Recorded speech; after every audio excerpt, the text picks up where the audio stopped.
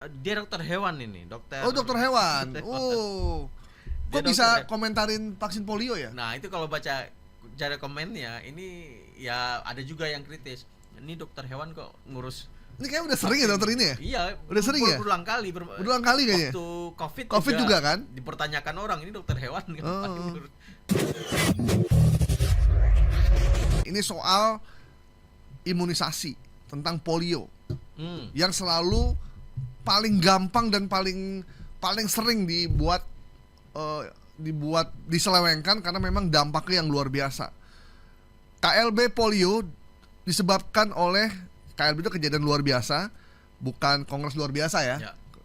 KLB polio disebabkan vaksin polio tipe 2. Ya, ini lagi-lagi tren hoax di kesehatan. Yang paling pertama itu menempati posisi teratas adalah teori konspirasi.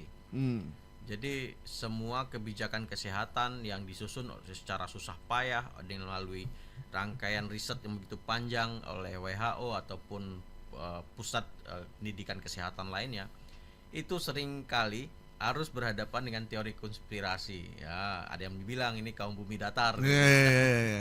Nah, yang menyebut bahwasannya pelemahan vaksin yang ketika dimasukin, vaksin itu kan pelemahan virus ya, dimasukin dalam tubuh itu justru akan menjadi wabah gitu baru. Padahal virusnya secara ilmiah itu sudah dilemahkan gitu ya, dan dimasukkan ke dalam tubuh supaya imun kita bisa melawan gitu ya, dan punya antibodi gitu. Nah itu sebenarnya dari sini. Nah kira-kira narasi ini juga masih seperti itu. Vaksin yang polio yang diberikan ini itu menjadi awal wabah gitu ya. Nah, sementara dari saya coba telusuri dokumen dari WHO, kenapa di Indonesia masih ada polio? Karena proses vaksinasinya ternyata belum masif gitu ya. Jadi kan masih ada lubang yang membuat virus polio itu masih bisa berkembang. Nah, ini makanya terjadi temuan kasus di Jawa Tengah, di Sampang Pamengkasan. Ini terjadi karena memang proses vaksinasi ini nggak serentak, jadi memungkinkan virus itu masih ada yang hidup di antara anak-anak misalkan. Karena kan dia terkait dengan antibodi. Kalau antibodinya masih kuat, dia masih bisa stay di situ. Tapi ketika lemah dia baru keluar gitu. Sementara antibodinya belum terbentuk. Nah, ini juga sama. Jadi menjelaskan bahwasannya ketika ada vaksinasi ini justru akan menimbulkan wabah. Sementara WHO mengklaim bahwasannya tes vaksin yang ini, wabah yang menyebabkan polio ini nggak terbukti gitu ya. Justru yang terjadi di Indonesia adalah karena ada ruang vaksin yang kosong yang tidak terlakukan dengan secara ketat, itu yang membuat muncul kasus ini. Ini pertama kali diunggah sama siapa ini? Di akun mana ini? Ini di akun konspirasi global. Sebentar. Dan ternyata udah banyak juga yang nyebarin ya. Jadi ada beberapa akun yang ternyata memang mengunggah statement dari, ini kalau nggak salah Indro Cahyono ya namanya. Dia dokter hewan ini, dokter. Oh, dokter hewan. Oh. Kok bisa komentarin vaksin polio ya? Nah, itu kalau baca cara komennya, ini ya ada juga yang kritis. Ini dokter hewan kok ngurus. Ini kayak udah sering ya dokter ini ya? Iya, udah sering ya? Berulang kali kayaknya. Waktu Covid juga kan? Dipertanyakan orang, ini dokter hewan ngapain. Apakah di sapi ada polio? Nggak ada kayaknya. Polio untuk sapi ada nggak sih? Nggak ada ya. Ini agak mengerikan sih sebenarnya, karena dokter hewan mengomentari soal polio yang merupakan program nasional kan. Dan faktanya memang kalau atau dia kecilnya nggak di polio kali sama ibunya ya. Nah itu yang pasti di polio, pasti di posyandu juga Pak Indro. Makanya Pak Indro bisa sehat sampai seperti sekarang karena di polio. Kalau nggak pengen di polio ya coba ditelusuri atau dicabut lagi polionya ya. Jadi memang, dan ini program yang sebenarnya di seluruh Indonesia, kalau informasinya ini menyebarkan hoax, maka dikhawatirkan orang akan percaya dan nggak mau vaksin. Nah, disitulah titik bagi virus bertahan ketika anaknya nggak divaksin, disitulah dia muncul. Ya. Makanya di Indonesia kenapa masih ada kasus itu, karena vaksinasi ini nggak optimal. Nggak optimal. Jadi, ya. belum terbasmi semuanya. Ya. Dulu kita kecil dulu divaksin kan? Saya divaksin. Divaksin kan, sehingga kita bisa sehat seperti sekarang. Kalaupun kalau ada kejadian panas segala macam itu kan ya situasional ya. Iya. Kejadiannya. Imun tubuh saat- masing-masing saat gitu. itu kan. Nah, ini Kemenkes bilang ini bahwasanya mengakui bahwasanya kenapa polio itu masih muncul karena vaksinasinya belum optimal gitu.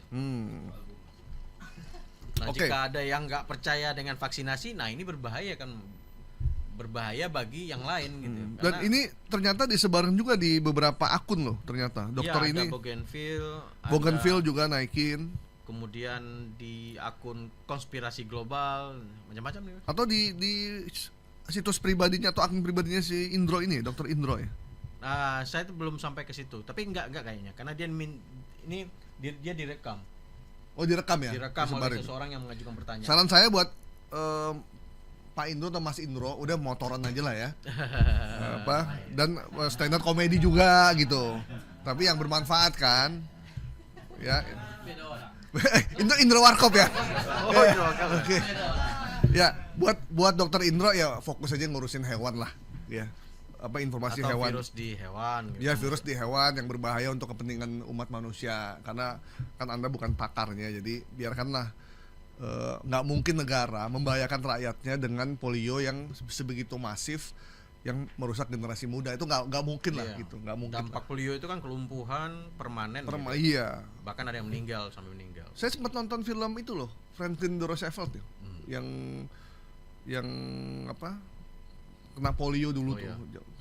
dan karena nggak divaksin, karena belum ada waktu itu, dan itu nyata dan ada. Oke, berarti informasi bahwa apa tadi beritanya?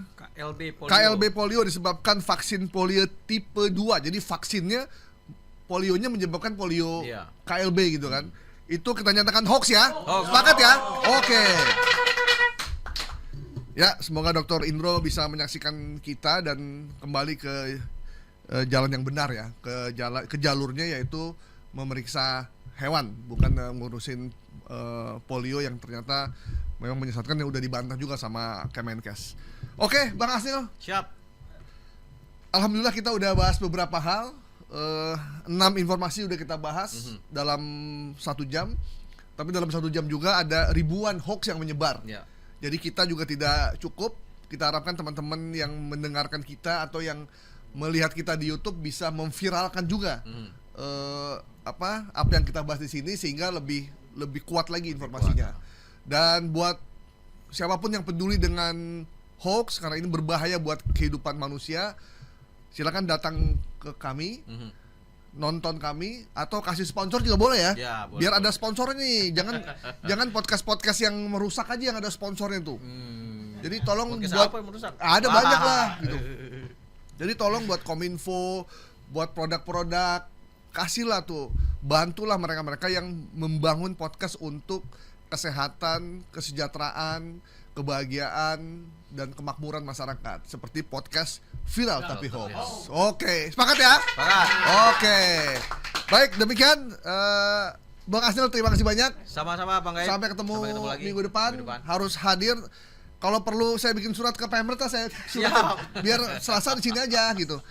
Ini kan kita dalam rangka ini kan menyebarkan kebaikan. Mencerdaskan kehidupan bangsa. Amin. Saya Gaib Sigit, sampai jumpa di Viral Hoax minggu depan. Cek fakta, baru bicara. Thank you semua.